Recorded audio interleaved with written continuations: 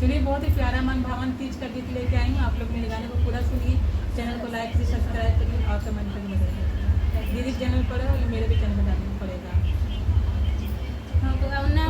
से ला